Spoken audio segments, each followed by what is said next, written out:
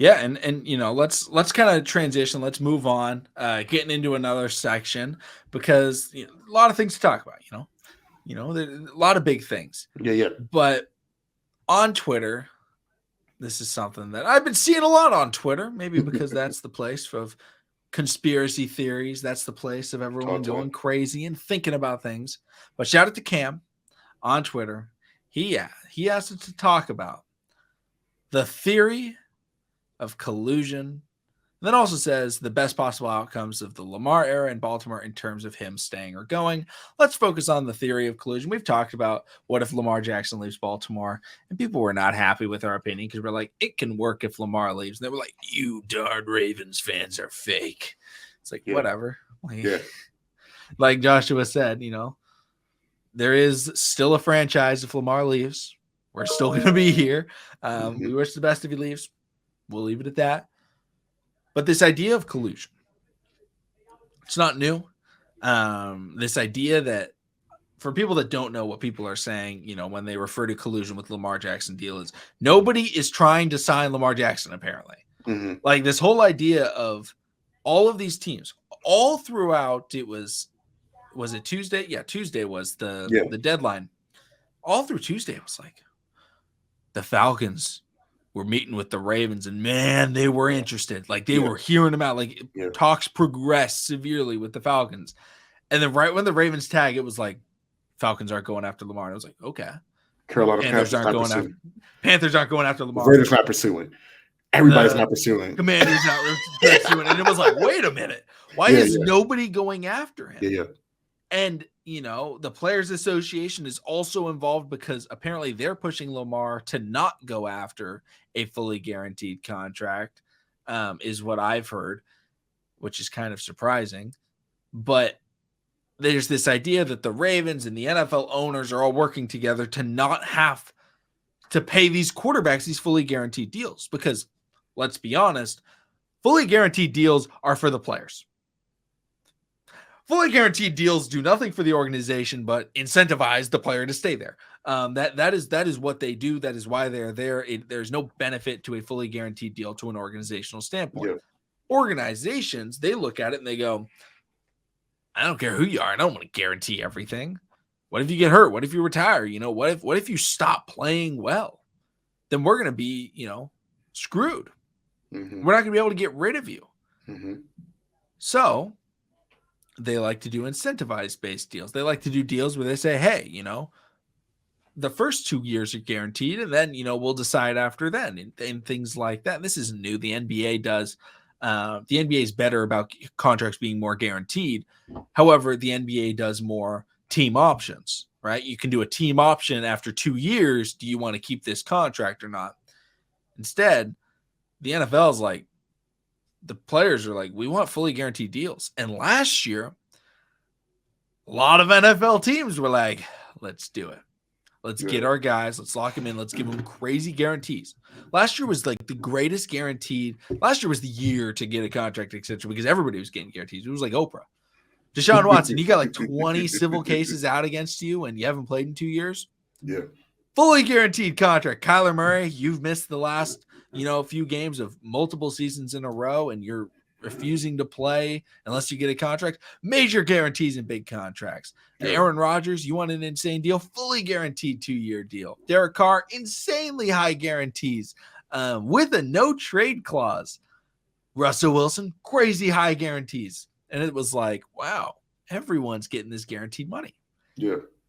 And this idea of collusion is that the owners have come together.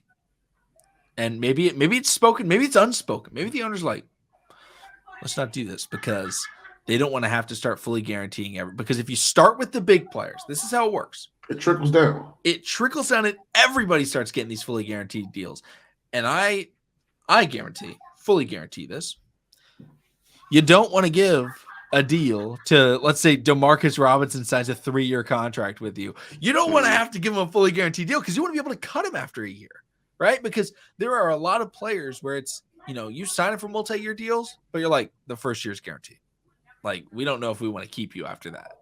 Yeah. Taysom Hill is the best example. Taysom Hill signed an unbelievably large contract with the Saints. And a lot of people looked at it because he was making like $30 million a year or something like that. Maybe it was 40. But it was so weirdly worded and not guaranteed where it was like, yeah, they can just get out of it, right, whenever they want. Mm-hmm. The 49ers, they traded for Christian McCaffrey. Christian McCaffrey is seen as one of the best running backs in the world. I think he is the best.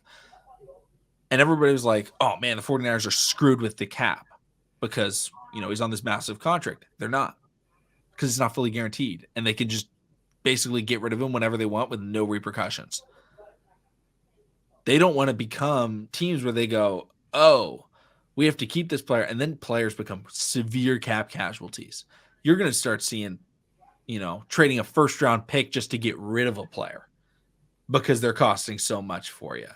Like, could you imagine if you're the Raiders and you're trying to trade Derek Carr and you can't find anybody because they're like, he's too expensive. And you're like, we have to get rid of this guy. Like, you're sending picks now. And that's what they have to do in the NBA. Yeah. It's like, there's guys where like you send him and it's like, oh yeah, we don't want him.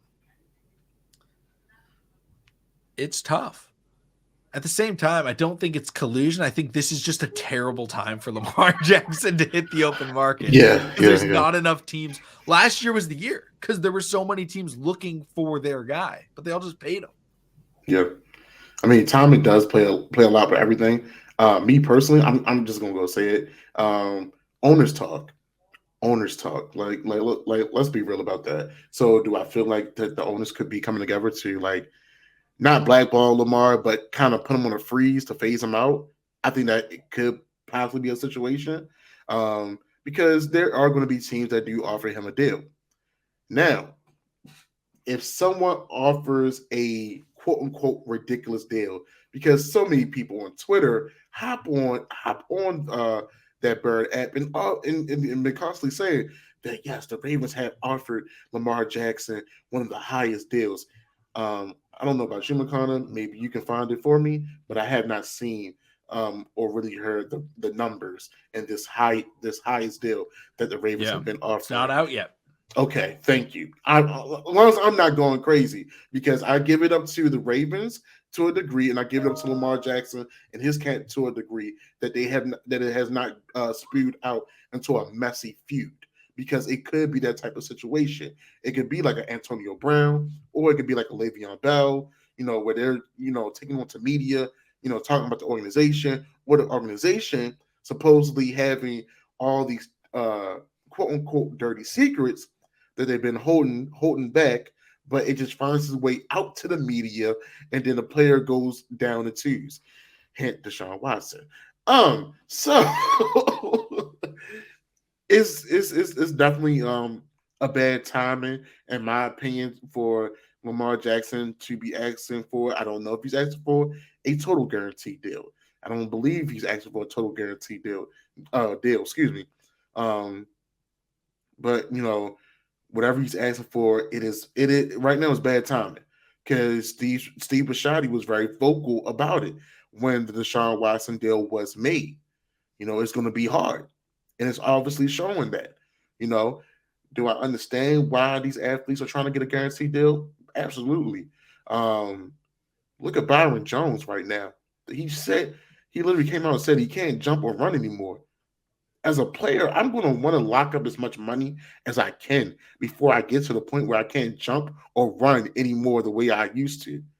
So if I'm Lamar Jackson and I've been used, and if they've been using my abilities or my legs and not my throwing arm for the past 4 or 5 years, yeah, I don't mind asking for a guaranteed deal or getting my money up front, because I don't know what I'm going to get in a Todd Monken as of yet neither. He could be someone else that can be trying to use Lamar Jackson legs, which I don't think he would.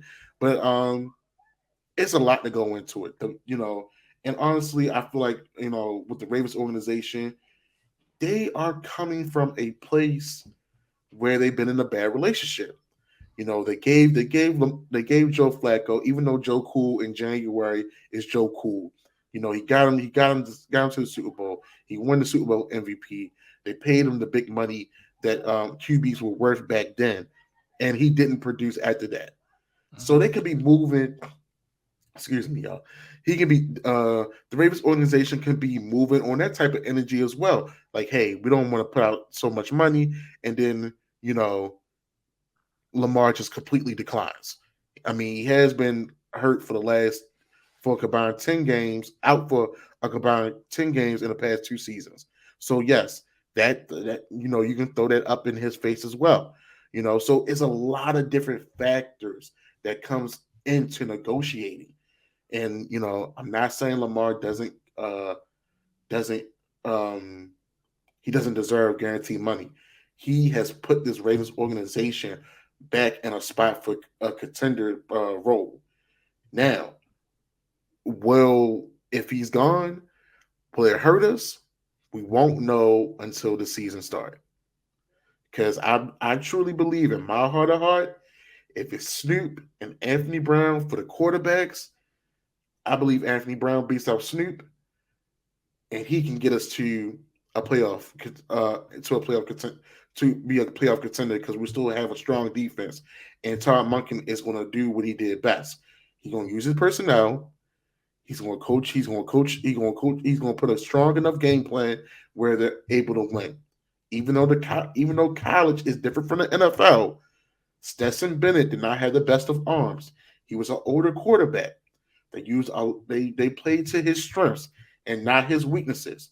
A lot of play action for Stetson Bennett was utilized, and he also had George Pickens the year before winning the Natty, and he done had about some of the biggest tight ends this previous year, and a strong run game to win this Natty last year.